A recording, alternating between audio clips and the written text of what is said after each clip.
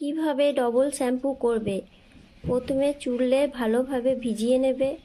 হাতের তালুতে অল্প পরিমাণে শ্যাম্পু ঢেলে চুলের গোড়ায় লাগাবে। তারপর প্রায় 60 সেকেন্ড ধরে মাথায় মাসাজ করুন। আলতো করে চুলে শ্যাম্পু লাগান। ভেজা চুল দুর্বল, তাই টানবেন না। তারপর জল দিয়ে ধুয়ে ফেলুন।